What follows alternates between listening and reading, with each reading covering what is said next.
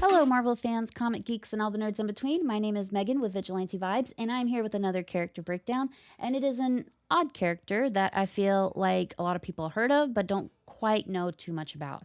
So we're going to talk about Onslaught. Onslaught first fully appeared in X-Men Volume 2, number 53, in April of 1996. While he had a few earlier appearances in different forms, this was his first real showing. He was created by Chris Claremont, Bill Mantlo, Dave Cockrum, William Robert Brown, Mark Waid, and Andy Kubert. Charles Xavier always tried to bury the darker parts of himself, the side that wanted control, power, and maybe a little dominance, a lot of dominance. He mentally locked all that away. But when his psychic defenses slipped, that darkness didn't just stay buried. It turned into something very, very real.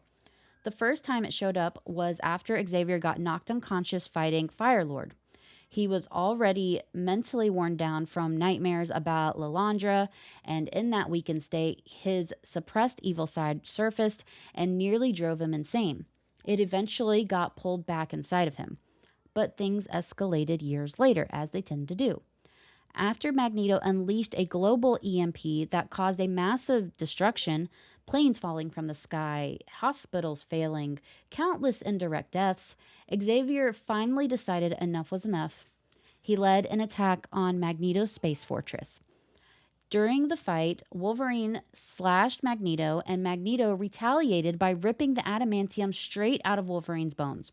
Wolverine barely survived. And if this sounds familiar to you, and you didn't read the comics, that means you watched X-Men 97, and that was what we were given. Wolverine's adamantium, it was a big problem. But who's to know what's going to happen? That was Xavier's breaking point, though. After decades of tolerating Magneto's crimes, Xavier snapped. He used his telepathy to completely shut down Magneto's mind, leaving him catatonic. But during that psychic contact, Magneto's rage, grief, and thirst for revenge flooded into Xavier's consciousness. Those emotions mixed with every negative feeling Xavier had suppressed over 30 years. Frustration, doubt, anger, guilt. All of that combined into a new personality inside him. That personality was Onslaught. At first, Onslaught stayed dormant. But Xavier's dream of peaceful mutant-human coexistence kept taking hits, rising anti-mutant hysteria, mutants dying from the legacy virus, and even his failed attempt to rehabilitate Sabretooth. Then, anti-mutant extremists killed a young mutant near the Xavier Institute. That was it. Onslaught fully awakened. His first move, it was to target Jean Grey. It's always Jean. He pulled her into a psychic realm while he was casually in a mall and tried to convince her the world was built on hypocrisy. Side note, why is it always a mall with the X-Men? I don't understand it. But anyways, he showed her that no one around her would even care if she vanished. He eventually simulated an attack just to prove how selfish people were. Then he took her to Graydon Creed's anti-mutant campaign to show how hollow and politically motivated it all was. Jean pushed back. She was not impressed. So Onslaught dropped a bomb. The bomb. He revealed that Xavier had once been secretly in love with her when she first joined the team and had physically forced himself to forget it. Which was... The writers could have just pretended that whole thing didn't happen. But they brought it back up for some reason. Jean was shaken, but she still refused to join him. Onslaught sent her back, branding his name into her mind. That was the world's first real encounter with Onslaught. From there, he escalated fast.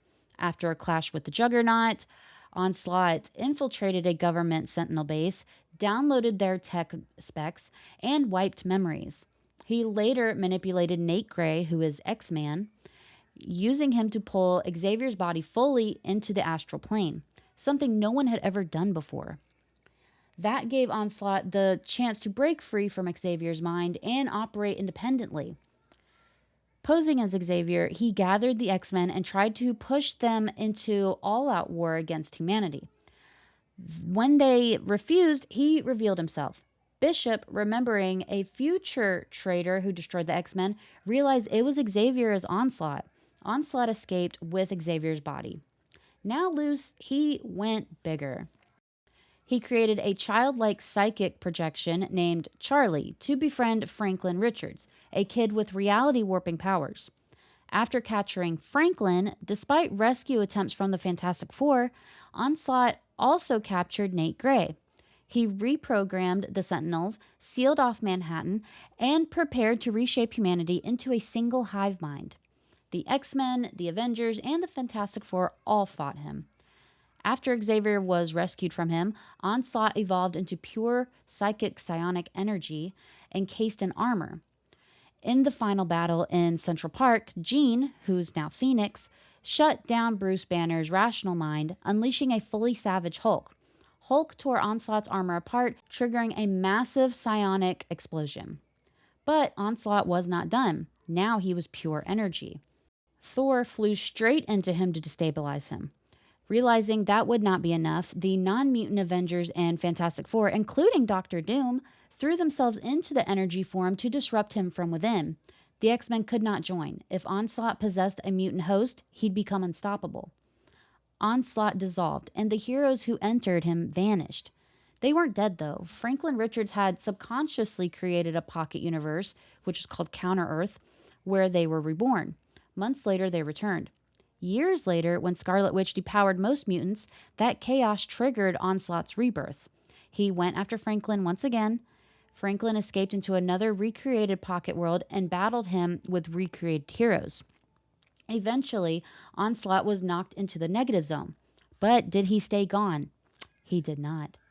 He later possessed Ricky Barnes, revealed she had actually died in the negative zone, and tried to use her as a vessel to return. Ricky ultimately had gravity kill her to stop him from coming back. And even then, that was not the end. On Krakoa, the mutant nation founded by Xavier and Magneto, the anti-mutant group Orchis secretly smuggled Onslaught in as an invasive exotic. Anchored inside the fragile mind of a mutant named Lost, he became known as the Patchwork Man. He fed on the negative emotions mutants lost during their resurrection and amplified paranoia and self-destructive behavior across the island. At one point, he possessed nearly every mutant on Krakoa and orchestrated a twisted event called the Crucible, a party that would have ended in a mass murder without resurrection backups. Nightcrawler, Legion, and others eventually figured out what was happening. Through psychic strategy, sacrifice, and resurrection, they unanchored Onslaught from Lost. He tried possessing Magneto and Xavier again, but this time the mutants didn't fight him with force. They embraced him. By accepting and integrating their darkness instead of repressing it, they weakened him. Finally, Nightcrawler crushed what was left of Onslaught.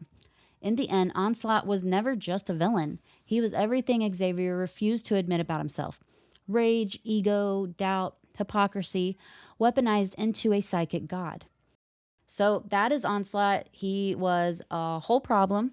He was horrendous. And I liked the drama of it all. So yeah, so if you did not know, now you do know. So thank you for watching this video. If you will be so kind to like and subscribe so you don't miss anything else I put out, because I put out a lot of stuff and a lot of stuff that I'm very excited about. So with that being said, have a marvelous day.